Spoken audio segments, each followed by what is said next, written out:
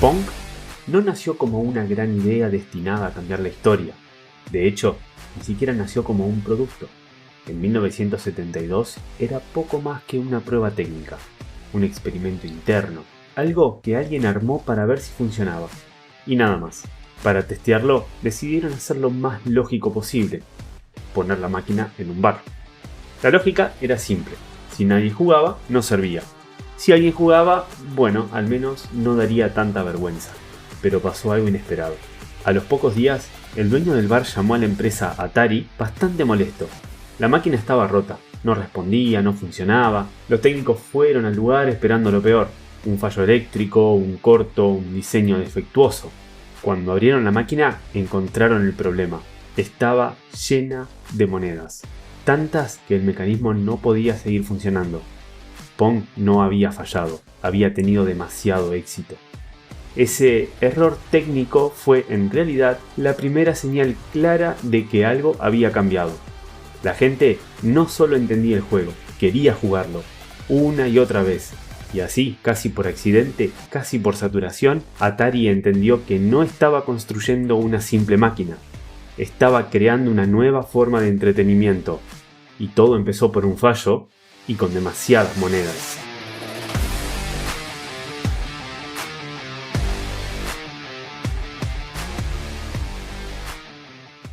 Te doy la bienvenida a El Cartucho Perdido, un podcast donde rescatamos historias, curiosidades y anécdotas del mundo del videojuego.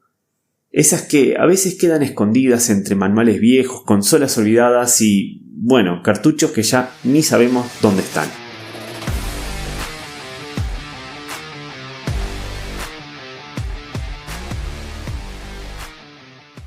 Este episodio no empieza con una consola en el living de tu casa. Empieza antes, mucho antes. Empieza en una época en la que los videojuegos no tenían una forma definida, no tenían reglas claras y, sobre todo, no tenían un lugar asegurado en el mundo. Hoy vamos a hablar de Atari, no como una marca más, sino como el punto de partida, como la empresa que, casi sin saberlo, transformó la tecnología en juego y el juego en una industria entera. Atari no nació con la intención de construir un imperio. Nació en garage, en bares, en laboratorios improvisados. Nació en un tiempo donde la innovación avanzaba más rápido que la experiencia, y donde cada acierto abría una puerta, y cada error dejaba una marca. En este episodio vamos a recorrer una historia hecha de primeras veces. Los primeros éxitos masivos, las primeras estrellas invisibles, las primeras decisiones que definieron el rumbo del entretenimiento digital mucho antes de que existiera siquiera esa palabra. Una historia atravesada por creatividad, por el exceso y por una sensación de estar construyendo algo, sin manual, sin precedentes y sin red de seguridad. Así que baja un poco el ruido del mundo, mira esa pantalla negra y volvamos juntos al momento donde todo empezó.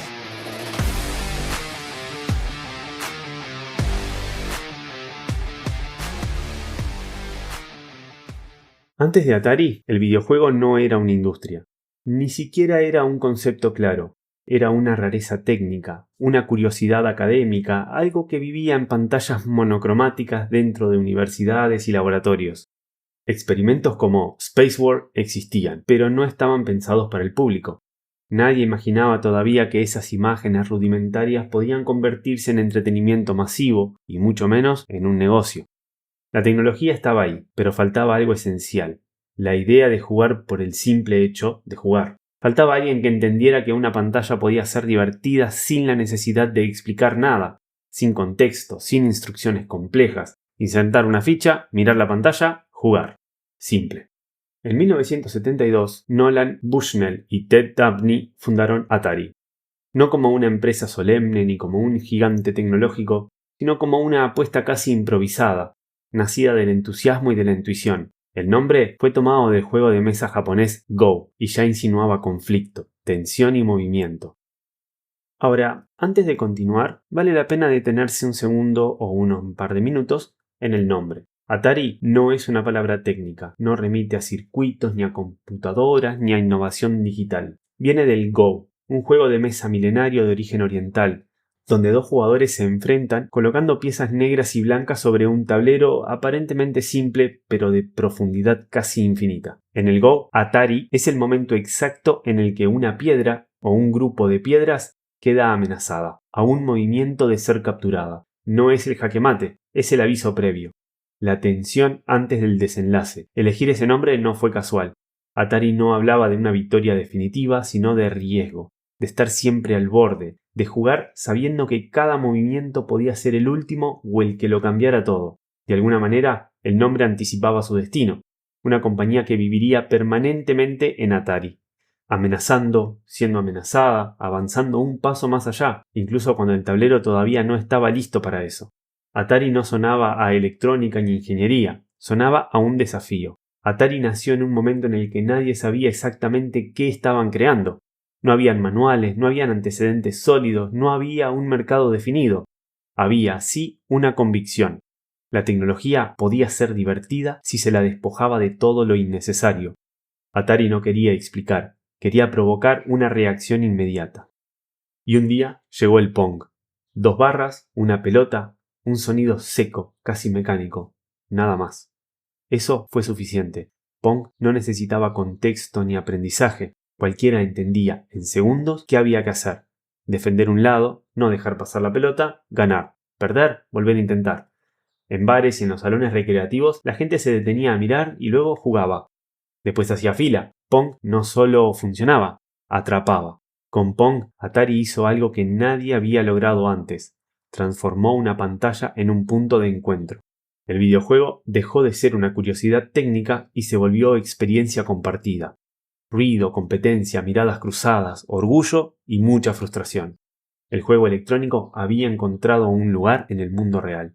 Sin saberlo del todo, Atari acababa de encender la chispa, y la industria, tal como la conocemos hoy, acababa de dar su primer paso.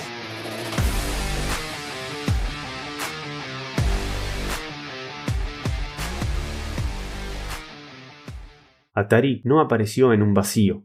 Mientras sus primeras máquinas empezaban a ocupar los bares, universidades y salones improvisados, el mundo del entretenimiento público ya existía, aunque hablaba otro idioma.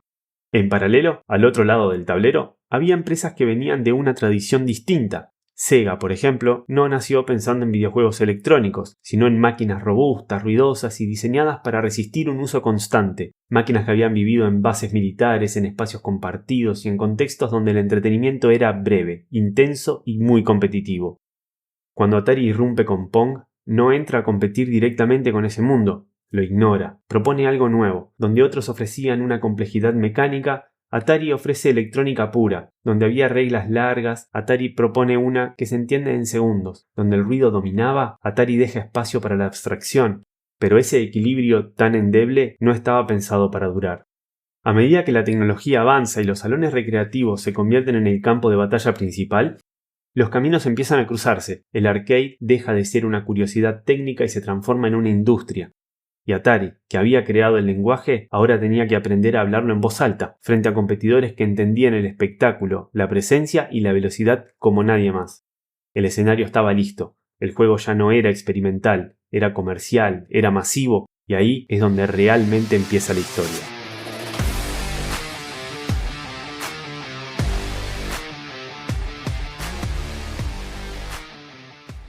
Atari ya no era una idea, ya no era un experimento de laboratorio ni una curiosidad universitaria.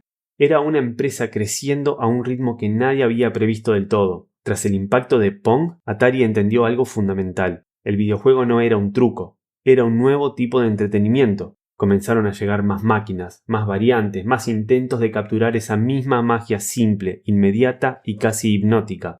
Y los arcades empezaron a poblarse de gabinetes con el logo de Atari, convirtiéndose lentamente en más puntos de encuentro, en espacios sociales, en templos improvisados del nuevo ocio electrónico.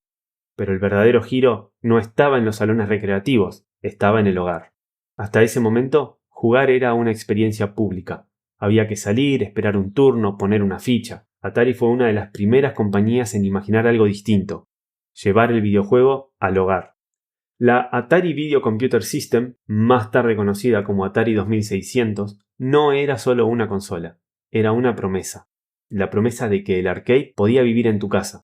de que ya no necesitabas una sala llena de ruido para jugar, solo un televisor, un cartucho y un poco de imaginación. El sistema era limitado, por supuesto, técnicamente modesto incluso para su época, pero no importaba, porque lo que ofrecía era algo completamente nuevo: variedad. Cada cartucho era una experiencia distinta, cada juego una excusa para volver a encender la consola.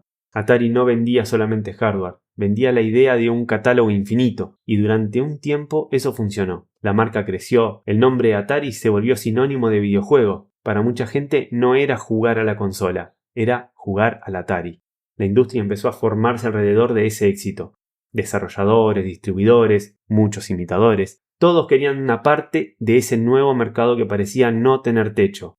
Pero bajo esa expansión constante y silenciosa ya empezaban a aparecer las primeras grietas, decisiones apresuradas, falta de control, una confianza excesiva en que el crecimiento sería eterno.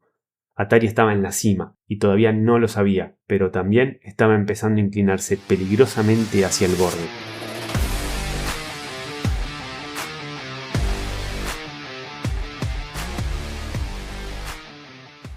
Año 1976. Atari ya no es solo una empresa de videojuegos. Era un símbolo. Su logo estaba en todos lados, en los arcades, en los hogares, en la cultura popular. Atari se había convertido en el centro de una historia que recién estaba aprendiendo a existir. El éxito del Atari 2600 fue masivo. Ventas millonarias, una base instalada enorme, un público que crecía más rápido que la capacidad de la empresa para entenderlo. Y en ese contexto llegó el cambio que lo alteraría todo. Atari fue adquirida por Warner Communications por unos $28 millones, más o menos. Una corporación gigante, acostumbrada al cine, a la música, a la televisión. El videojuego pasó de ser una curiosidad tecnológica a un producto corporativo de alto valor. Con Warner llegaron los recursos, el marketing, las expectativas, pero también la presión. Había que vender más. Más cartuchos, más licencia, más rápido. Los ciclos de desarrollo se acortaron. La experimentación dio paso a la repetición, el control de calidad empezó a diluirse. Por primera vez, el videojuego dejó de ser un territorio creativo y pasó a ser una línea de producción. Aún así, el imperio parecía sólido. Atari dominaba el mercado doméstico, marcaba el ritmo, definía qué era un videojuego y qué no lo era, pero en el interior de la empresa algo se estaba rompiendo. Los desarrolladores, las personas que realmente hacían los juegos, no eran reconocidos.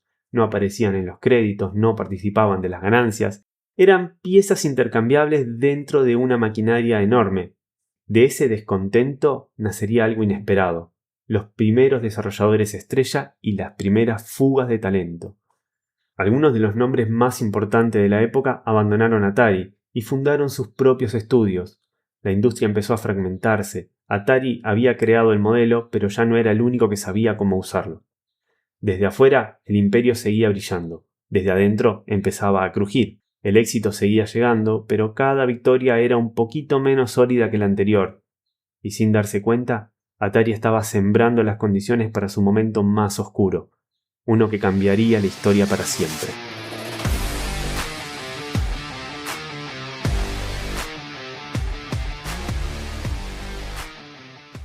Atari no solo construyó una industria, también, sin proponérselo, enseñó a otros cómo hacerlo. Cuando los primeros desarrolladores abandonaron la compañía y fundaron sus propios estudios, el gesto parecía pequeño, casi invisible para el público general, pero por dentro algo ya se había desplazado. Por primera vez, el videojuego dejaba de ser un producto anónimo y empezaba a tener autores, firmas y estilos reconocibles. Activision, Imagic y otros estudios nacidos de esa fuga de talento demostraron que el poder creativo ya no estaba concentrado en un solo lugar, y durante un breve momento eso pareció una victoria para todos. Más juegos, más ideas, más competencia, un mercado en expansión constante. El problema fue que el crecimiento no vino acompañado de límites. La consola seguía siendo la misma, el público también, pero la cantidad de juegos empezó a multiplicarse sin control. La calidad dejó de ser un estándar y pasó a ser una apuesta. Cada nueva caja prometía algo mejor que la anterior, aunque muchas veces no pudiera cumplirlo. Atari, que había sido el centro del ecosistema, empezó a perder control sobre el propio terreno que había creado. Ya no decidía qué llegaba al mercado, ya no marcaba el ritmo, y mientras más empresas entraban, más frágil se volvía el equilibrio. A comienzos de los 80, la industria parecía indestructible desde afuera. Ventas altas, estanterías llenas, entusiasmo generalizado. Pero por dentro, las grietas ya estaban ahí, silenciosas y esperando. El golpe todavía no había llegado, pero el escenario estaba montado. Y es desde ese exceso, desde esa saturación y esa pérdida de rumbo que Atari entra en su siguiente etapa. Una etapa donde el desafío ya no era inventar el videojuego, sino sobrevivir a lo que el propio éxito había desatado.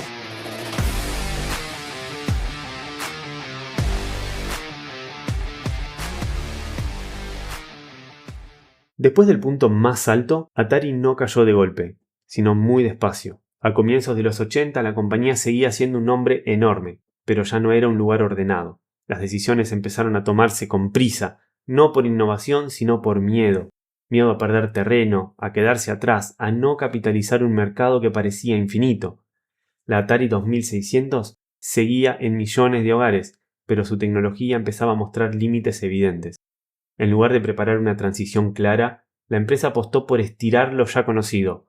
Más cartuchos, más licencia, más lanzamientos, cada vez más rápido y con menos tiempo para probar, pulir o corregir. El videojuego dejó de ser un experimento creativo y pasó a ser una carrera comercial. Internamente el clima tampoco ayudaba. Atari ya no era la compañía irreverente y caótica de los primeros años, pero tampoco había logrado transformarse del todo en una estructura sólida. La compra por parte de Warner había traído dinero y visibilidad, eso era evidente, pero también presión, burocracia y decisiones pensadas más para balances trimestrales que a largo plazo. Mientras tanto, el público empezaba a cambiar. La sorpresa inicial había pasado, los jugadores ya no compraban cualquier cosa solo por llevar el logo de Atari. La confianza, que había sido su mayor capital, empezaba a erosionarse. Aún así, desde fuera, todo parecía seguir funcionando. Las cifras todavía eran grandes, las estanterías seguían llenas, pero algo fundamental se había perdido: el control. Atari ya no guiaba la industria, la empujaba, sin saber muy bien hacia dónde. Y cuando una industria joven pierde el rumbo, el golpe no suele demorar. No llegó en forma de un solo error, llegó como una acumulación, una suma de decisiones apresuradas, expectativas infladas y una confianza que nadie se animó a cuestionar a tiempo. El colapso todavía no tenía nombre, pero ya venía en camino.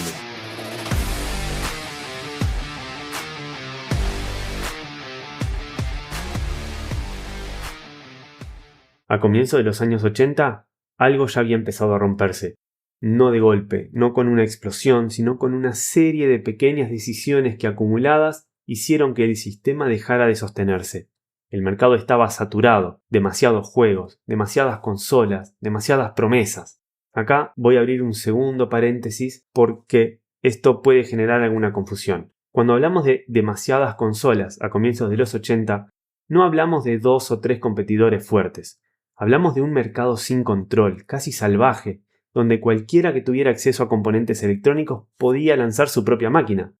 Algunas de las más relevantes y hoy bastante olvidadas fueron Magnavox Odyssey 2 en 1978, es la heredera espiritual de la primera y original Odyssey. Tenía un teclado integrado y apuntaba a un público más educativo, entre comillas, pero convivía en el mismo espacio que Atari 2600 sin diferenciarse del todo. Intellivision, creada por Mattel en 1979, más potente que la Atari 2600, al menos en los papeles, controles complejos, un enfoque más serio, de nuevo entre comillas, y campañas publicitarias muy agresivas. Fue una de las pocas que realmente logró competir. ColecoVision en 1982, técnicamente impresionante para su época, muy cercana al arcade en calidad visual. Llegó tarde, pero llegó fuerte, y justo cuando el mercado ya estaba empezando a ceder. Atari 5200 en 1982. Este es el caso quizá más incómodo entre los competidores. Era Atari compitiendo contra Atari. No reemplazó la 2600, convivió con ella, confundió al consumidor y fragmentó bastante el catálogo. Vectrex, también en 1982, única, con gráficos vectoriales y una pantalla integrada, una maravilla técnica, pero carísima, y sin un espacio real en un mercado que ya estaba sobrepoblado. Fairchild Channel y RCA Studio, menos populares pero igualmente presentes, más nombres en estanterías que ya estaban llenas. Y eso sin contar las decenas de clones no oficiales del Atari 2600 que inundaron distintos mercados. El problema no era solo que hubiera muchas consolas. El problema era que no había una jerarquía clara, ni un estándar de calidad, ni una idea compartida de hacia dónde iba el medio.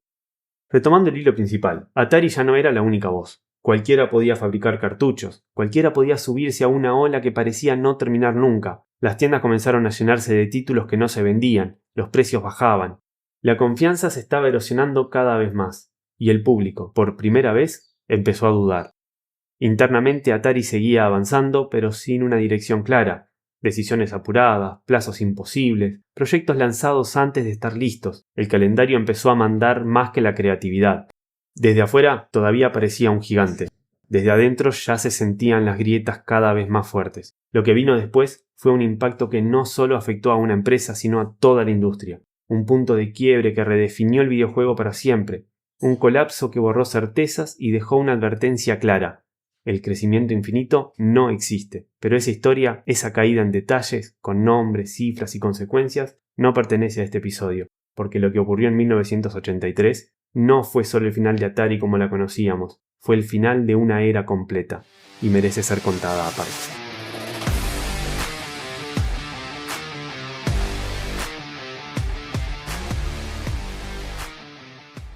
Atari no cayó de un día para el otro. Lo que ocurrió después del colapso fue mucho más lento, más silencioso y quizá por eso más triste. Tras el golpe al mercado, Atari dejó de ser ese nombre que marcaba el ritmo de la industria. Siguió existiendo, siguió produciendo, pero ya no lideraba. Ahora reaccionaba, y reaccionar para una empresa que había nacido para ir siempre primero no era algo natural. La división de consumo pasó a manos de Jack Tramiel, fundador de Commodore. Con él llegó una nueva filosofía: menos sueños, más cálculo; menos experimentación, más supervivencia. Atari dejó de mirar al futuro lejano y empezó a mirar el balance del próximo trimestre. En ese contexto aparecieron máquinas como la Atari 7800, una consola sólida, compatible con el pasado, pero lanzada demasiado tarde. Ya no había sorpresa, no había magia, el mundo había cambiado y Atari parecía caminar mirando por el retrovisor. Mientras tanto, en el terreno de las computadoras personales, Atari encontró un segundo aire con la Atari ST. Fue respetada, utilizada por músicos, programadores y estudios creativos. No era una máquina menor, pero tampoco era el centro del universo. Atari había pasado de ser sinónimo de videojuego a ser una opción más en un mercado cada vez más amplio. Lo más duro no fue perder ventas, fue perder identidad. Atari seguía siendo un nombre gigante, cargado de historia, pero esa historia empezaba a pesar más de lo que ayudaba. Cada nuevo producto competía no solo con otras empresas, sino con el recuerdo de lo que Atari había sido. Y así, sin grandes anuncios ni finales dramáticos, Atari fue quedando un poco al margen, no como un fracaso absoluto, sino como una leyenda que ya había dicho todo lo que tenía para decir. Una empresa que había creado el lenguaje del videojuego, pero que no logró hablar el nuevo idioma cuando el medio creció.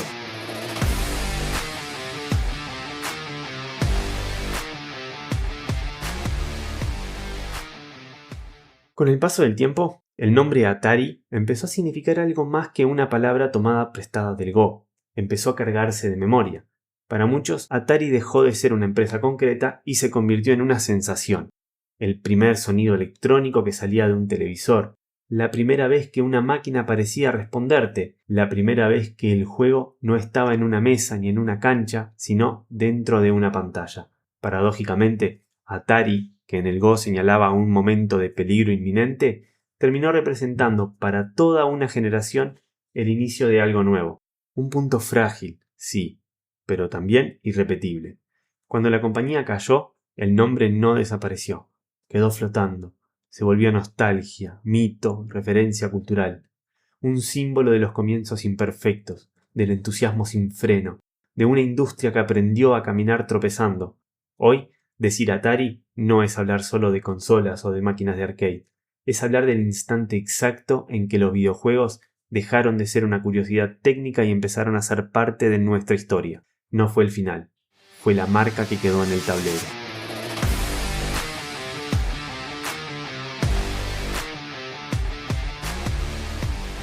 Antes de cerrar del todo este episodio, quisiera abrir un pequeño paréntesis personal. Uno que no habla tanto de cifras ni de lanzamientos o de decisiones empresariales. habla de memoria, mi propia memoria. Mi primera consola fue un Atari 2600. No era nueva, no era moderna, no era perfecta, pero era mía y era nuestra. Me la regalaron por Navidad a mí y a mi hermana. Mi hermano en ese momento no era nacido. Mi hermana nunca fue muy amante de los videojuegos, entonces básicamente la terminé usando yo, mi padre y mi primo. Y tengo la imagen de verla siempre conectada a un televisor que al día de hoy sería considerado una reliquia. Gráficos simples, sonidos repetitivos, colores que parecían pelearse unos con otros para mantenerse en la pantalla. Lo que tenemos en la cabeza como década de los 80, fines de los 80. Sin embargo, ahí pasaba algo muy mágico. Yo jugaba con mi padre, o mejor dicho, jugábamos juntos. Juegos como Pitfall, Keystone Capers, Enduro y un juego de karate donde los movimientos eran duros y toscos, pero la emoción que había era muy real. No importaba ganar o perder, importaba compartir ese momento, estar ahí. Hoy tengo 40 años, la consola todavía existe, está guardada, sigue guardada. No la he vuelto a usar desde, principios de los 90. Desde que me regalaron la Super Nintendo, no la he vuelto a tocar, pero la tengo guardada y le guardo muchísimo cariño. Sin embargo, pasó algo que le da nombre a este proyecto. Perdí todos los cartuchos. Se perdieron con el tiempo, entre renovaciones, mudanzas, como tantas otras cosas. Y entendí algo curioso, que por ahí es cliché, pero me pasó. Perdí los cartuchos, pero no perdí los recuerdos. Y realmente pienso que de eso se trata todo esto. De rescatar todo aquello que no entra en una caja, o en un cajón, o incluso en un armario completo. De recuperar esas cosas que no se pueden volver a comprar. Porque al final de cuentas, los cartuchos más importantes no son los que se guardan eternamente hasta que empiezan a juntar polvo sin que nadie los retome, sino los que quedan vivos con nosotros para siempre. Entonces, nada, muchas gracias a todos por escuchar y por llegar hasta acá. Esto que parece una despedida, en realidad no lo es. Simplemente quise aprovechar este episodio dedicado a Atari, que para mí es una consola muy especial y quería compartirlo con ustedes. Nos vemos la semana que viene.